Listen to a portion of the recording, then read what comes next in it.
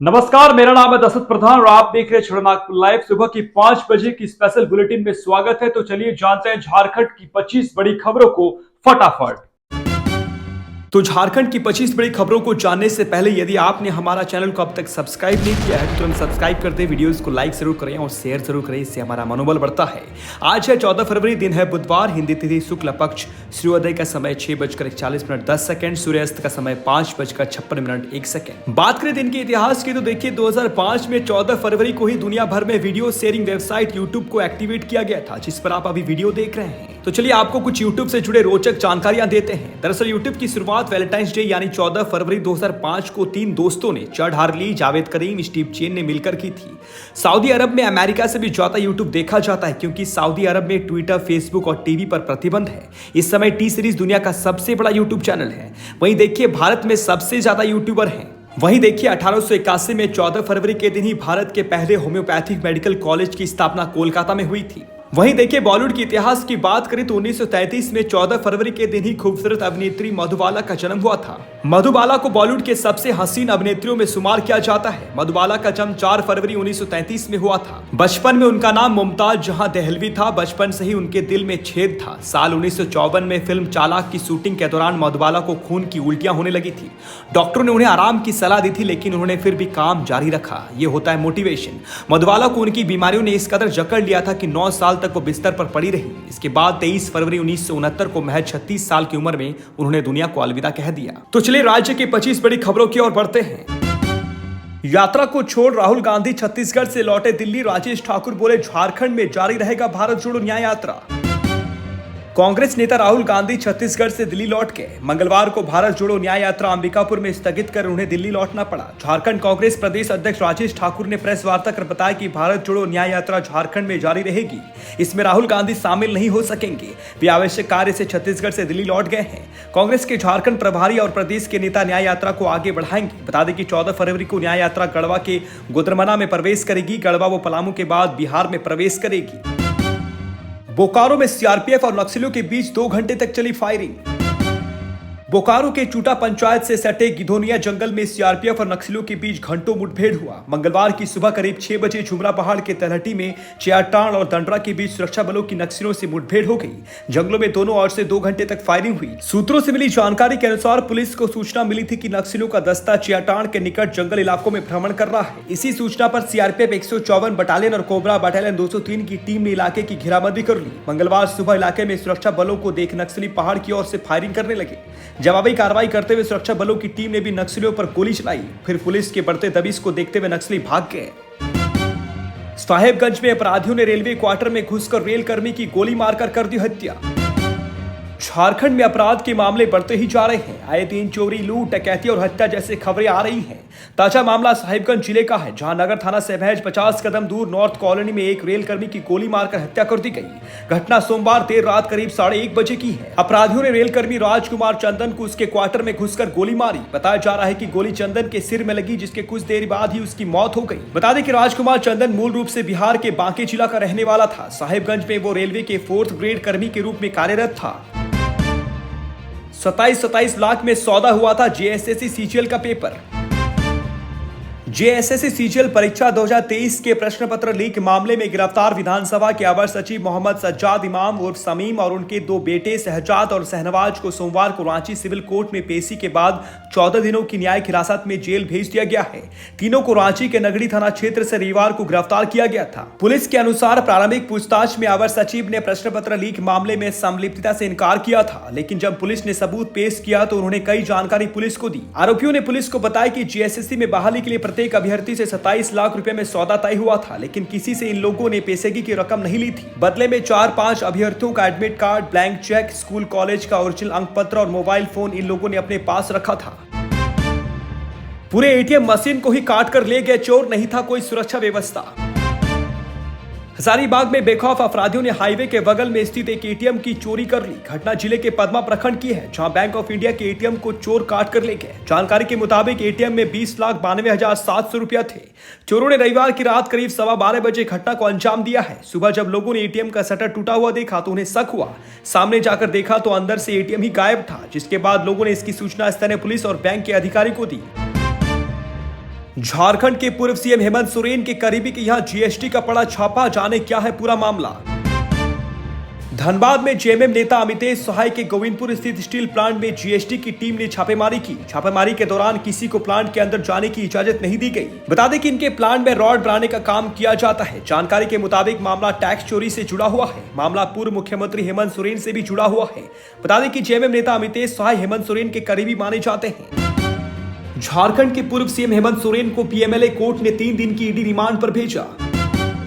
जमीन घोटाला मामले में झारखंड के पूर्व मुख्यमंत्री हेमंत सोरेन को पीएमएलए के विशेष जज राजीव रंजन ने 3 दिन की ईडी रिमांड में भेज दिया है।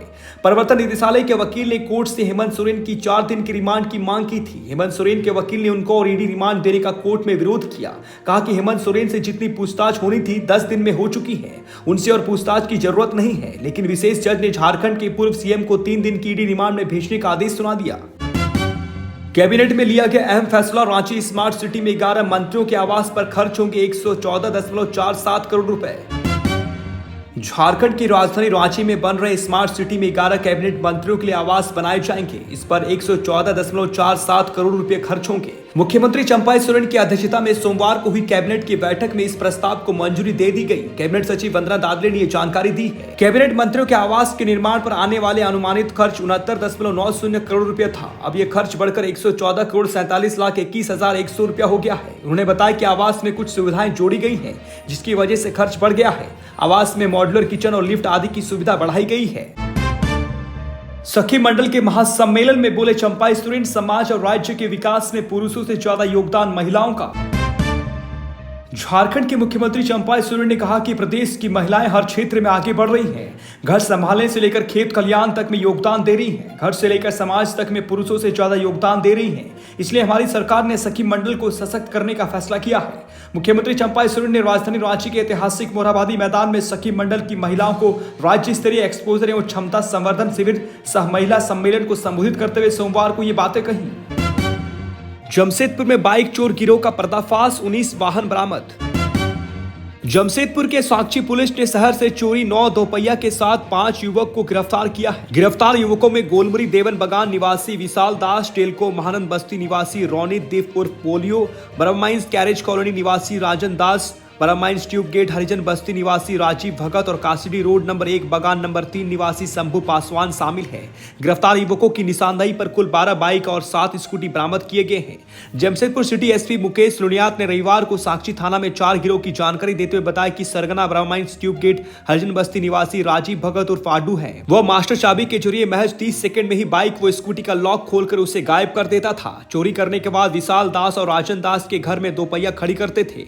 यहाँ से वाहन को 3 से 5,000 रुपया में बंधक में रख देते थे, कुछ को बेच भी देते थे। गिरफ्तार रोनित दीप उर्फ पोलियो और शंभू पासवान पूर्व में जेल जा चुके हैं। राजीव भगत अब तक पुलिस के गिरफ्त में नहीं आया था।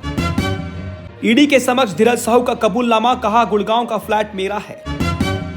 कांग्रेस सांसद धीरज साहू ने ईडी को बताया कि गुड़गांव स्थित फ्लैट उनका है। दूसरी ओर उन्होंने कहा कि दिल्ली स्थित मुख्यमंत्री के आवास से जब्त की गई BMW कार से उनका कोई लेना देना नहीं है। इसके साथ ही हिनू स्थित ईडी कार्यालय में साहेबगंज के उपायुक्त रामनिवास यादव और पूर्व प्रेस सलाहकार अभिषेक उर्फ पिंटू के डिजिटल डिवाइस से डेटा निकालने का काम शनिवार की रात पूरा हो गया। इस कारण उन्हें रविवार को नहीं बुलाया गया। विनोद सिंह से दूसरे चरण की पूछताछ आंकड़ों के विश्लेषण के बाद ही होगी। सांसद धीरज साहू ईडी द्वारा भेजे गए समन के आलोक में पहली बार 10 फरवरी को ईडी के रांची स्थित कार्यालय में हाजिर हुए थे। आंगनवाड़ी सेविका सहायिकाओं ने आंदोलन करने की दी चेतावनी। झारखंड प्रदेश आंगनवाड़ी वर्कर्स यूनियन के तत्वाधान में रविवार को आंगनवाड़ी सेविका और सहायिकाओं का महासम्मेलन हुआ। इस मौके पर प्रदेश अध्यक्ष बालमुकुंद सिन्हा ने कहा कि केंद्र सरकार नाइंसाफी कर रही है। अगर आंगनवाड़ी सेविकाओं और सहायिकाओं की मांग पूरी नहीं हुई तो इसका असर चुनाव में पड़ेगा। सेविका सहायिका मांगों को लेकर आंदोलन की भी घोषणा करेंगी। इस मौके पर प्रदेश अध्यक्ष ने कहा कि पूरे देश में 13 लाख आंगनवाड़ी केंद्र है, 27 लाख आंगनवाड़ी सेविका सहायिका है। व्यापारियों से लेवी वसूलने आए 3 अपराधियों को गुमला पुलिस ने किया हथियार के साथ गिरफ्तार।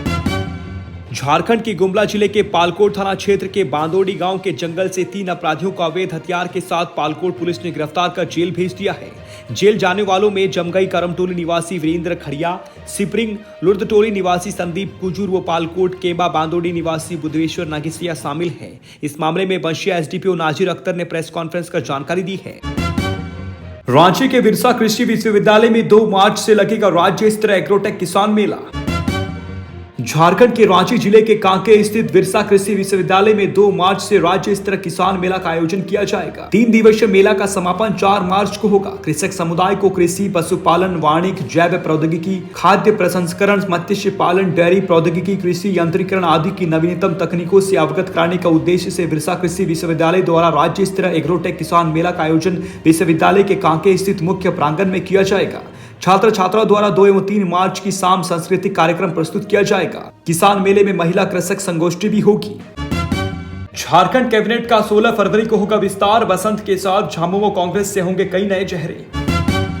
झारखंड में चंपाई सोरेन सरकार का पहला कैबिनेट विस्तार 16 फरवरी को होगा। सूचना के मुताबिक इस दिन झामुमो और कांग्रेस कोटा से 4 मंत्री शपथ ले सकते हैं। हालांकि मंत्री पद को लेकर सत्ता पक्ष के अंदर की राजनीति गर्म है।